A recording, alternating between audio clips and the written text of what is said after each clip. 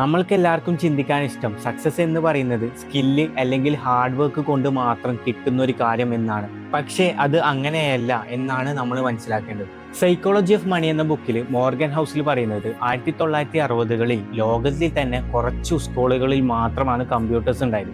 അങ്ങനെയുള്ള ഒരു സ്കൂളിലാണ് നമ്മളെ ഈ ബിൽഗേറ്റ്സ് പഠിച്ചത്. ഈ ഓപ്പർച്യൂണിറ്റി വളരെ ഏർലി സ്റ്റേജിൽ ബിൽഗേറ്റ്സിന് കിട്ടിയത് കൊണ്ടാണ് ഇന്ന് ഈ കാണുന്ന മൈക്രോസോഫ്റ്റ് ഉണ്ടായത്. ബിൽഗേറ്റ്സ് തന്നെ ഒരു ഇന്റർവ്യൂവിൽ പറയുന്നുണ്ട്, അന്ന് ഈ സ്കൂളിൽ പഠിക്കാനുള്ള ലക്ക് ഉണ്ടായത് കൊണ്ടാണ് ഇന്ന് ഈ കാണുന്ന മൈക്രോസോഫ്റ്റ് ഉണ്ടായതെന്ന്. അപ്പോൾ എല്ലാവരുടെ മനസ്സിലും വരുന്ന ഒരു ചോദ്യമാണ്, ബിൽഗേറ്റ്സിനെ പോലെ ബാക്കി സ്റ്റുഡൻസും അവിടെ പഠിച്ചിനല്ലോ, എന്തുകൊണ്ട് ബാക്കി സ്റ്റുഡൻസ് ബിൽഗേറ്റ്സിനെ പോലെ ആവാതിരുന്നത്? അവിടെയാണ് ഈ കെൻഡി വാൻസിന്റെ കഥ പറയുന്നത്. കെൻഡി ബിൽഗേറ്റ്സിന്റെ ബെസ്റ്റ് ഫ്രണ്ട് ആയിരുന്നു. അതുപോലെ കെൻഡ് വളരെ ടാലന്റഡും സ്കില്ലുമുള്ള ഒരു സ്റ്റുഡൻ്റ് ആയിരുന്നു. ഈ മൈക്രോസോഫ്റ്റ് എന്ന കമ്പനി കെൻഡിൻ്റെ കൂടി ഒരു ഐഡിയ ആയിരുന്നു.